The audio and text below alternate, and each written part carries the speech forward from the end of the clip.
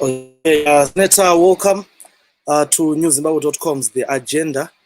My name is Leopold Mnende. Thank you so much to those who are following us from across the country. I see many of you are joining in. You are eager to know what our Senator Douglas Mwonzora has to share with us concerning the developments and situation within the opposition MDC. Welcome, Senator Mwonzora, to The Agenda.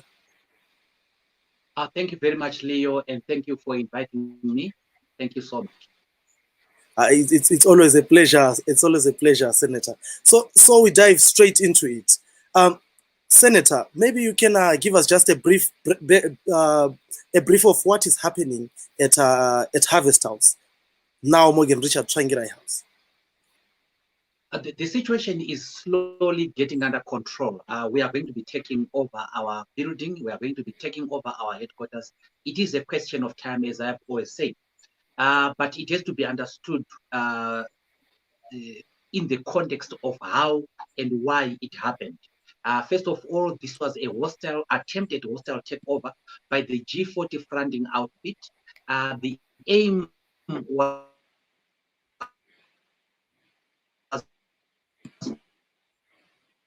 to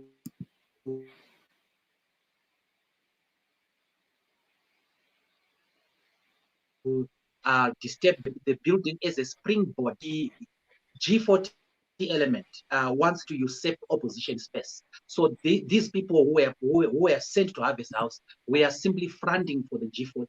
We all know what Jonathan Moyo has said. They want to choose leaders for the opposition. They want to control the opposition. They have nostalgia for power after having lost power in November 2017. And they just want to be in the MDC, not because they respect Chamisa or respect the MDC leadership. They are in the MDC because they want the MDC numbers to stage their political comeback. So this is the ZANU-PF at play. ZANU-PF, which is outside power, at play here. As I said, we are going to take our building back. We are going to take our building using peaceful means. We went to court and we won our court case on 2 occasions. The first one was when we went to court after our occupation of Harvest House. And we went to court to seek a peace order. That peace order was confirmed. We have obtained another order, valid court order, that those people must give vacant possession to us. There were a lot of options available to us, one of which was to equally use violence and claim the building. But we are a responsible leadership.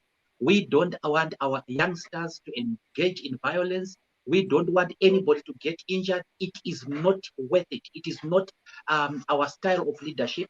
And we are giving peace a chance, and we will take our building in due course. And then you have said that those who took over the Morgan Tsvangirai House, formerly Harvest House, are being backed by G40. We've also had situations where the Nelson Chamisa-led MDC Alliance has fingered you as being sponsored by ZANU-PF. So what is happening here? The other faction of the opposition is saying these ones are being sponsored by ZANU-PF, and the other ones are saying these ones are being sponsored by G40 or ZANU-PF. They just say. They just say it.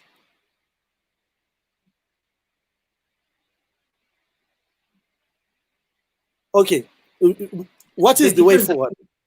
Yeah, the difference, Leo, is that there is evidence that G40 is at the forefront of their political. There is evidence that G40 is at the forefront of their political program. And you see it on Twitter, you see it on WhatsApp, you see it on Facebook, you see it all over. There is an admission by G40 that they are sponsoring or have sponsored these people.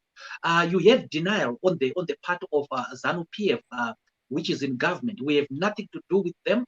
I don't have to be helped by ZANU-PF to know the constitution. I know it already. I don't have to be told by ZANU-PF to know that the aim of the MDC is to make sure that Zimbabwe has a good human rights culture, has democracy, rule of law, inclusive. We need inclusive growth in our country, and we need to be corruption free. We need equal opportunity for our people and economic development. I don't need ZANU-PF to advise me on that. But what is happening is that Jonathan Moyo, for example, told Mr. Chamisa and company to arrest a lady called Tendai Masocha in Bulawayo, the one who was fingered in the abduction case relating to that young man in Bulawayo. And in about 24 hours, they'd caused her arrest. They'd caused her suspension from the party. And now Jonathan Moyo has ordered them to come to Harvest House to make sure that they mobilize the 2014 structures in order to get rid of certain persons. And we see them doing that. So they are tardy apish. They are a people who are playing as puppets of these people. But we must know what Jonathan Moyo stands for. Certainly, we gave him a free seat sometime in 2008. And as soon as he got into parliament, he was involved in all sorts of things against the MDC. I don't know what my colleagues in the MDC Alliance don't see. What do they want to learn? There is enough historical evidence of the kind of people we are dealing with. These are the people who are responsible for the economic demise of Zimbabwe. They were at the forefront of the economic disaster, economically disastrous policies. They were responsible for the state capture of old Mugabe and his family. And they were responsible for the making of obnoxious laws. And they are professors in hate language. And they were involved in corruption, by the way. So these are people who teach the opposition absolutely nothing.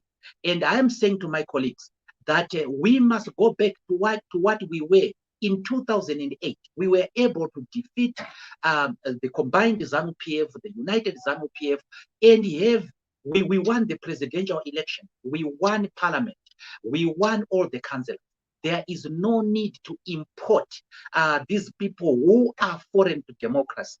But as I say, this is some of the birth pains of what is great. What is so obvious to the people who are responsible for this project is that the so-called alliance project has failed. And they saw that the program that we were starting to build was gathering momentum. It was credible. We were uniting the opposition. We were uniting our party along the principles under which it was formed. And they are coming to disturb exactly that. That's why they want to make our Congress chaotic, but we will not allow them. Senator, my question around Harvest House and the people who have taken it, do you believe going back the 2014 structures? That is what they are demanding, that everyone else now accepts the Supreme Court ruling, goes back to the 2014 structures, attends an extraordinary Congress, which you arrange, you organize or coordinate or call for with the national chairperson, and they are saying everyone else should now accept that Supreme Court ruling. So I'm failing to understand the challenge now. Where is the challenge in such a whereby you all agree that there's need for an extraordinary Congress? So what is the challenge at the present moment?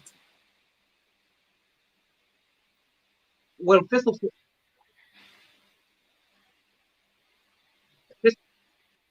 all, it has to be accepted. It has to be realized that the people who are in Harvest House are not 2014 structures, as you say. You may have one person there that was a member of the 2014 structure, but you do not administer a building using structures. It's not done anywhere in the world. A headquarters of the party is administered by a secretary general and the technical staff. You have your directors there, who include the director, the chief of staff, the director of information, director of organizing, director of finance. These are the people who run the building, and not some youths who are taken from somewhere. First of all, remember when they came in, they were saying they were structures from Harare. Now, Harare may be a very important province in Zimbabwe and in the politics of Zimbabwe, but it is certainly not the Zimbabwe. So what you see there are people who do not belong to any structures. That is the majority of the people you have there. These are people, youths who were hired. Right now, we have youths who were hired from Chegutu. We have youths hired from Kadoma in the mining areas. And you know what I'm talking about. And that is why the situation is dangerous. And these people have already started doing some criminal activities at the building. We have seen the so-called petrol bombs twice, I think, and fire breaking out and so on, something that was not happening for the past 6-7 months. So these people came, they tried to attack Marondera, and they tried to cause a fire in Marondera there. And this is criminality which should not be allowed. We do not administer a party headquarters using a structure.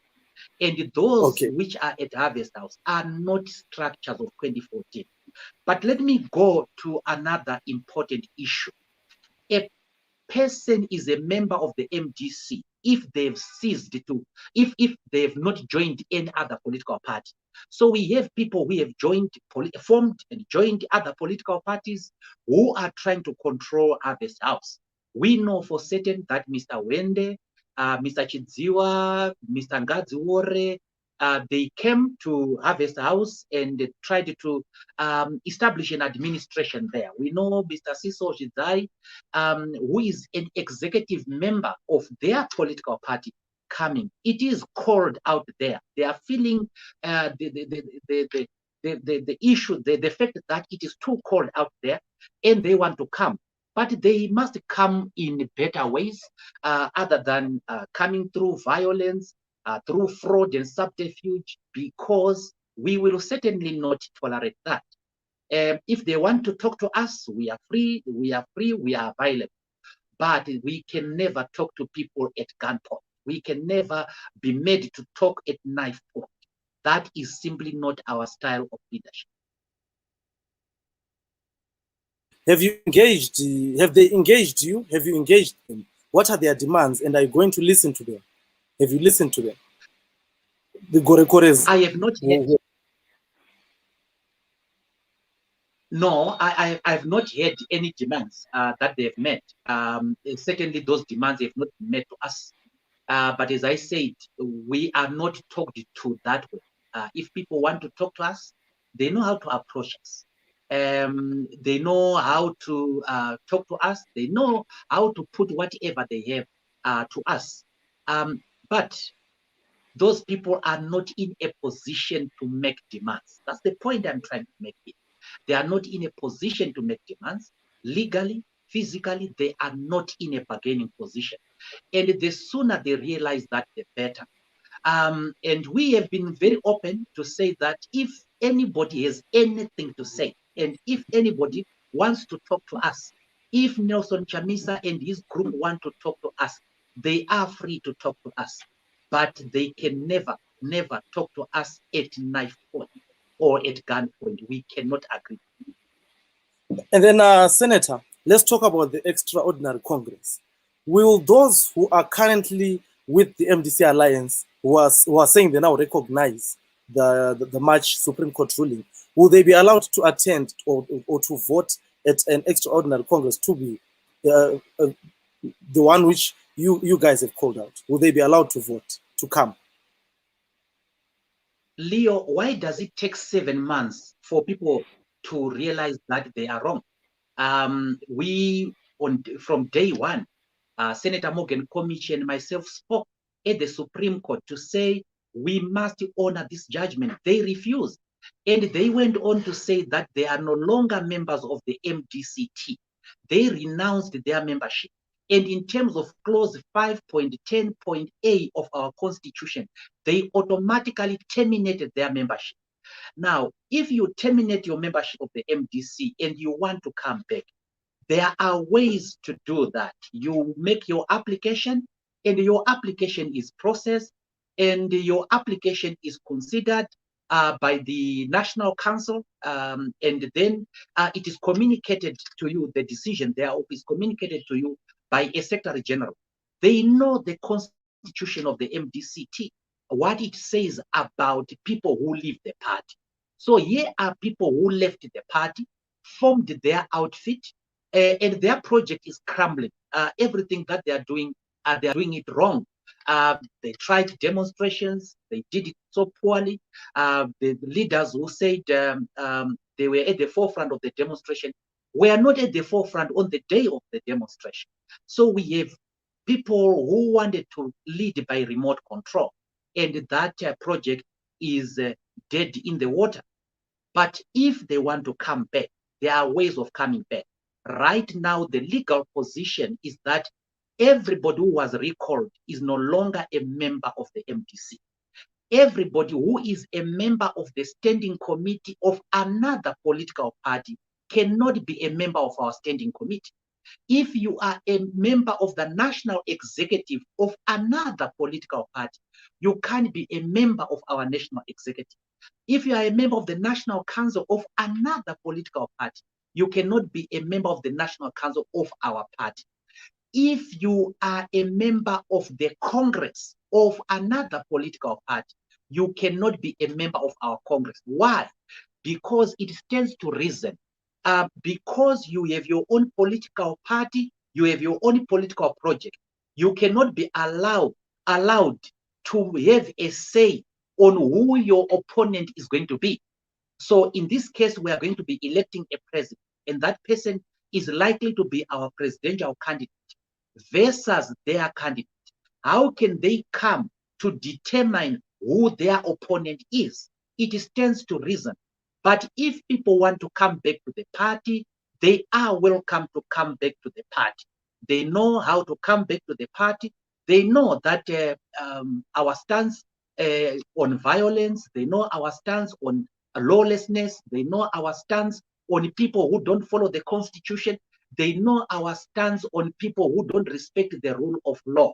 So all they need to do is to conform, all they need to do is to comply with the constitution, and they are welcome home. So, Senator, what we are saying, what you are saying is that even if Hepmo Chidziva, even if Nelson Chamisa is both of them, if both of them are to say no, we are now going to the extraordinary Congress, they will not be welcome there. They will not vote. They will not take part in the Congress because they stand they have positions in another opposition party. That is what you are saying. Yes, of course. If we look at Hepmo Chidziva, and for me, he is a tragic case because he is a fine young man. It was his first time to be in parliament. And he was taken advantage of by people who knew better. And they made him sign an affidavit before a court of law that he was no longer a member of the MDC-T. He signed an affidavit in a case that was not his. That case related to Charlton Wende, Tabitha Kumalo, Lillian Timvias, and Prosper Mtsiami, the first four who were recalled. And instead of those four prosecuting their case, they went to young Chidziva. They asked him to do an affidavit where he renounced his membership of the MDC-T. And when he renounced his membership of the MDC-T, that's when he was recalled because he was no longer eligible to stand as the legislator. I forewarned him on that on more than 3 occasions, but he just could not listen. Regarding to Nelson Chamisa, he has said it himself. This man is a qualified lawyer. He is an advocate. He knows the constitution of the MDC. And through his own mouth, he said he was no longer a member of the MDC-T. And he went on to say that he will never come to our Congress. He called our Congress a ZANU-PF Congress. It is there. It is there on video. It is there on WhatsApp. You find it everywhere. That's what he said. He said it is a ZANU-PF Congress, and therefore he is not interested. Since when, then, we may ask advocate, has this ceased to be a ZANU-PF Congress? So we know that if people come, it is not coming in order to do anything constructive. It is coming to disturb a project that is happening, to disturb a people's program. Democracy in Zimbabwe is free. You are free to form your political party. They formed their political party. They adopted their constitution in June this year. And Advocate Chamisa went on to appoint members of the national executive, members of the standing committee. He appointed one of his famous appointments was the appointment of Fadzai Mahere outside the constitution of the MDC-T. You cannot hold a position in the national standing committee if you have not served in the party for 5 years. Here we had Advocate Mahere, who had contested the MDC against the MDC in 2018, and she got the position of spokesperson. Certainly, it was through the use of a constitution of a party other than the MDC political party. Now, we want to say our dear departed leader, Morgan Tsvangirai, left us a philosophy and a policy, and this is the big tent philosophy. People are free to come home. People are free to come and rejoin the party, but they cannot do so via force. They cannot do so through trying to arm twist us. We will not agree. So, Senator, will you be competing at the next Congress, and for which position? Not this one, of course, or even this one. So, what is your question? I am saying, talked about 2 congresses here. All right. Will you be competing at any of the upcoming MDC-T congresses, including this one? Which I am a full-fledged member, fully paid up member of the MDC-T, and I have full rights. I have been in the top leadership for years now. I was the spokesperson of the party under Morgan Tsvangirai, and under Morgan Tsvangirai, I became the Secretary General of the position I still hold right now. I am allowed to contest any position should I be nominated for that position. So the nominations are starting 24 October up to 29 November. We don't know whether I will be nominated by any province there. Should I be nominated, I see no reason why I should not exercise my right to be elected. But that does not depend on me. It depends on the members of the MDC. I am a slave of them. And then, so what are the chances of us seeing you compete against Madam Kupe? Because there have been a number of reports that there's a rift which is developing between you two, and Madam Kupe has realized that you want to be president, yet at the same time she wants to retain presidency. If I'm to contest for presidency at the Extraordinary Congress, I am not competing against Madam Kupe. I am contesting a position which is vacant.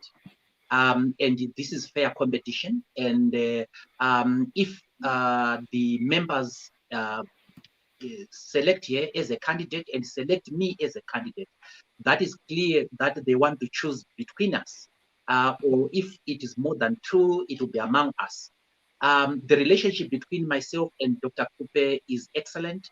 We have worked very well ever since I joined the standing committee of the MDC. We have worked very, very well. When I was spokesperson and she was the vice president under Dr. Tsvangirai, we worked very well when I was Secretary General, again under Dr. Tsvangirai, and I have been here Secretary General. We have seen in the press people trying to manufacture differences between myself and Dr. Kupe. They are none. We enjoy an excellent relationship. We talk to each other almost every day. We visit each other's homes and so on. So there is no problem between myself and Dr. Kupe. But we know there are zones provocateurs, people who want to sow seeds of division. And these people are borrowing from G40. They will manufacture terms like sellout and so on. There is no secret that there's going to be an election at the Extraordinary Congress. And there's no secret that there are going to be nominations. Whoever is nominated will contest the elections if they want. But there is no problem between myself and Dr. Kupe. And looking at Dr. Kupe, I've heard some people saying she's a woman, she comes from Matebele land, and so on. That's not a disqualification for leadership. The leadership of the MDC is not begotten on the basis of tribe. So it is not a disadvantage to be Ndebele, it is not a disadvantage to be Tonga, it's not a disadvantage to be Nambia. It is not an advantage to be shown. So we don't want to tribalize our politics. We want to elect our leaders on merit. And if some people have said that she's a woman,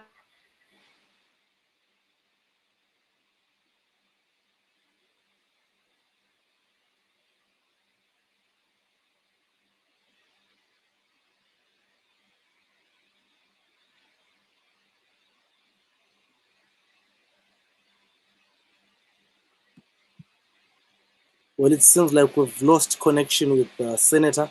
We will try to get it back. Thank you so much for following Newzim TV. This is Leopold Munende. I'm sure my name is on the screen right around there. We are talking to the MDC-T Secretary General Douglas Mwonzora, who is giving us an update on developments within the opposition party. His and, of course, the one led by Advocate Nelson Chamisa. So at the present moment, what we were discussing was the Extraordinary Congress, whether he was going to take part or not, and whether he was going to compete with Madam Thokozani Kupe, who is the acting MDC-T president. So I have been reading some quite interesting comments on the comments section, and I'm afraid some of the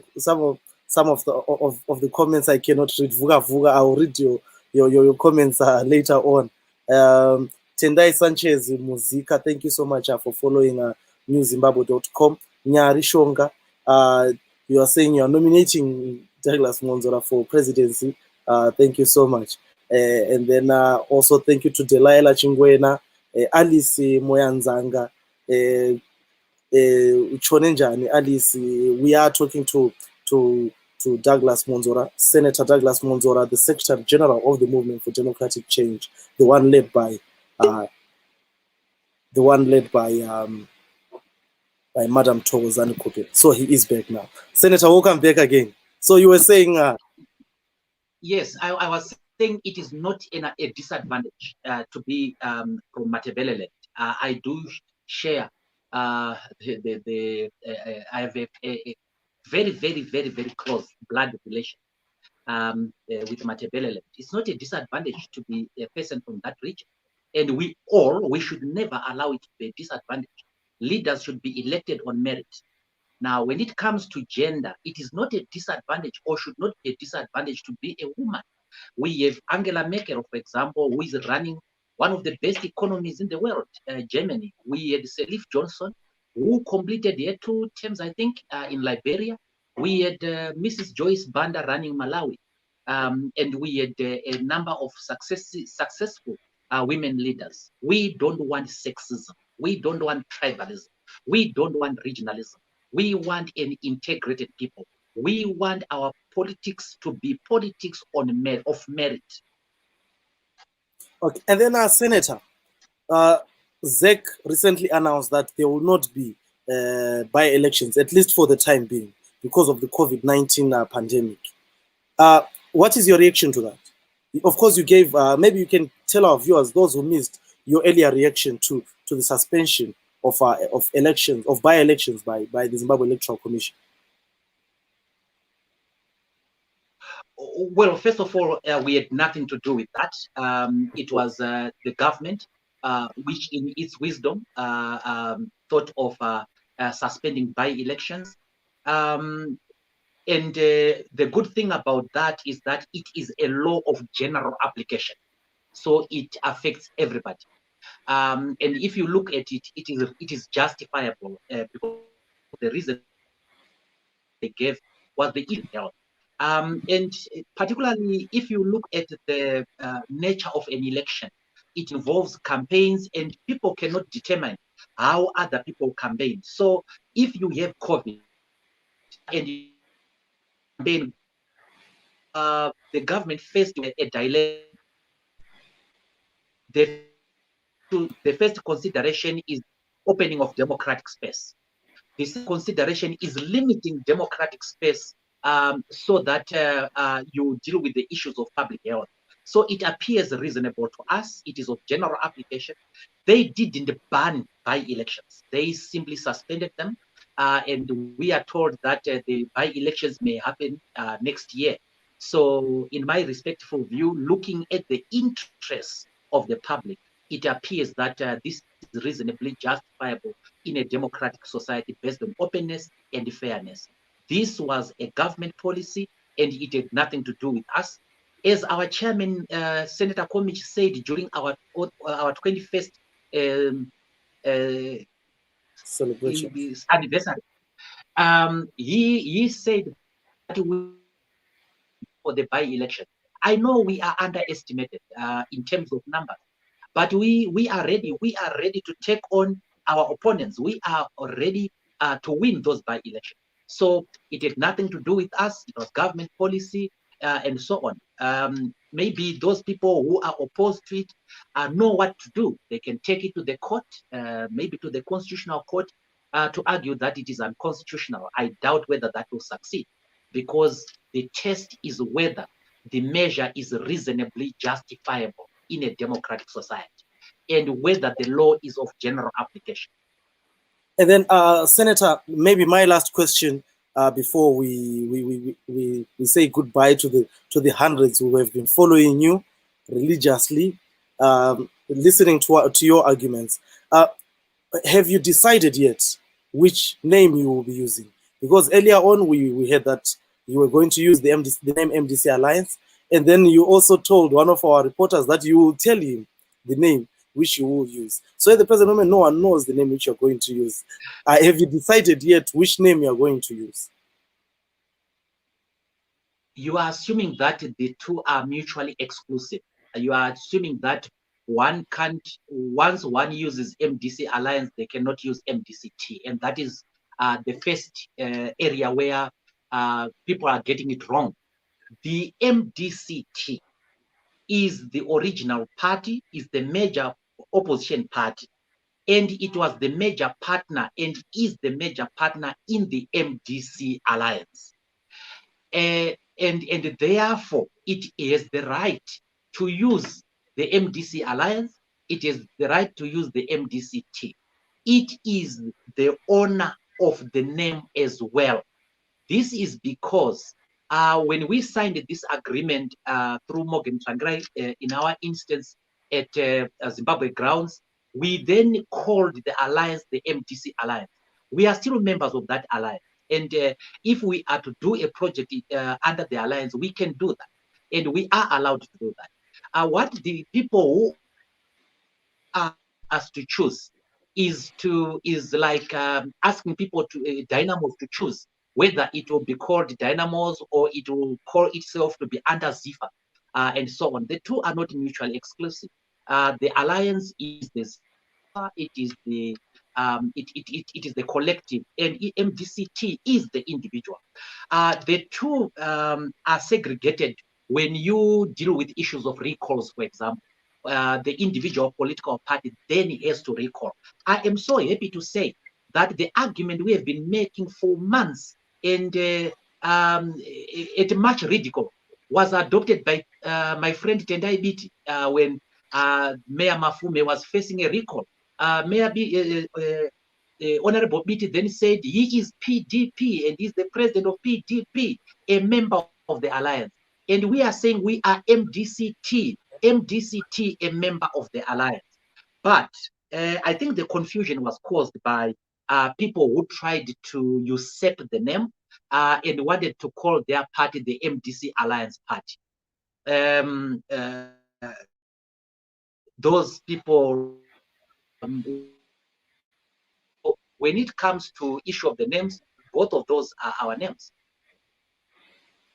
Okay, it's okay, Senator. Maybe the last question will be concerning the comments I am reading. I don't know if you had access to some of them, but I'm sure you are used to social media comments when you post on Twitter and you post on Facebook.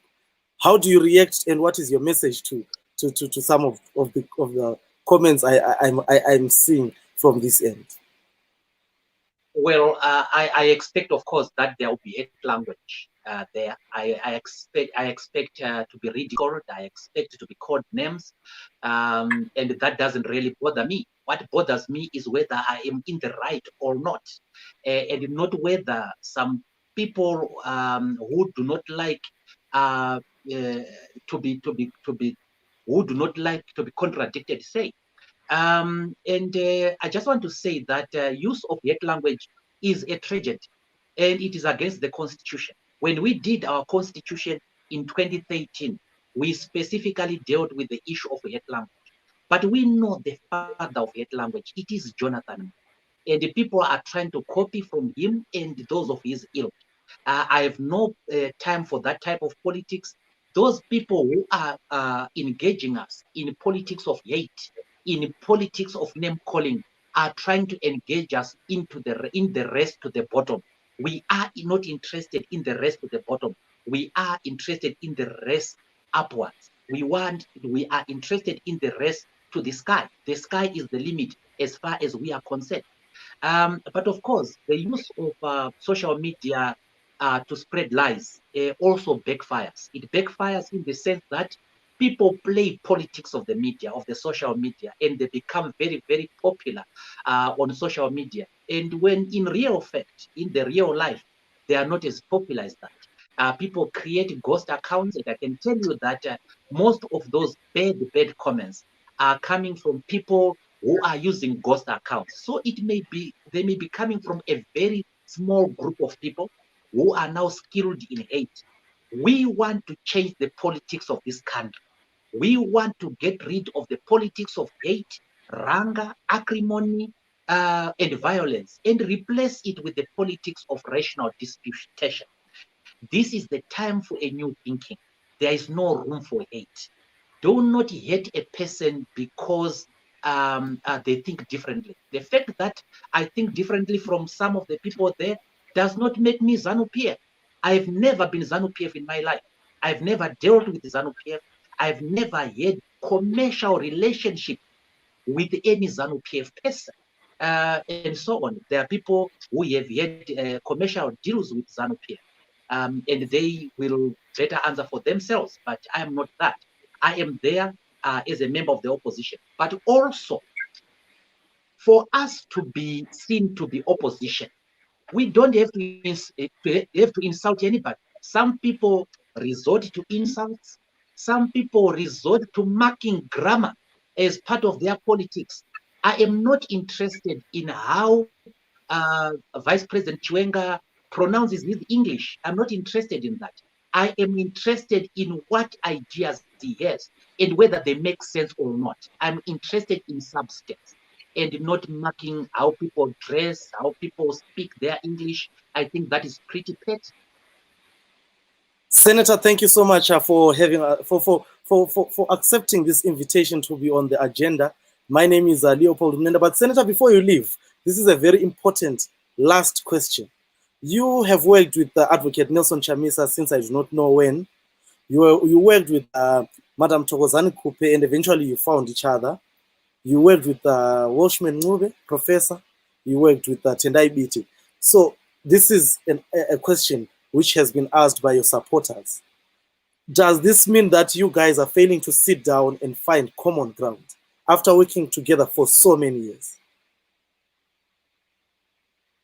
Well, first of all, we have not sat down. that is true. Nobody has approached us. Nobody has initiated any discussion with us. In fact, when this problem started, we sent Engineer Mwonzora to try to get us to talk to Advocate Chamisa, and he refused. He was not interested. And until such time that he's interested, we will leave him like that. But we do not have a personal problem. Myself and Chamisa, we don't have a personal problem. I regard him as a young brother to me, and I'm sure he looks at me as his elder brother as well. The fact that at this point in time we are seeing things differently should not mean that we should burn the bridges. I see a lot of people burning the bridges, a lot of people calling other people names. What if one day we work together? People must always think about that. But it is never personal between myself and him. All I want is for us to return to constitutionalism, rule of law, to follow our own policies, and to desist from engaging in hate language and propaganda, and to stop the politics of violence. I am also against importing people who are known to have destroyed this country to be the champions of the opposition. We can never succeed with those type of people playing that prominent role. So I would urge Advocate Chamisa to not be used by Jonathan Moyo and his group. Senator, thank you so much. Ladies and gentlemen, this is the end of the agenda. We had the MDC-T Secretary General, Senator Douglas Mwonzora, who shared with us developments within the opposition, issues to do with their extraordinary Congress, whether or not he will run for presidency. And he says that, no, I will not be competing against Madam Thokozani Kupe. In actual fact, it's a constitutional and democratic right to do so. Thank you so much. I have been reading your comments. The Honorable Senator will read them. It is on time. He did not have access where he is. Thank you so much for watching newzimbabwe.com. My name is Leopold Munende. See you next week.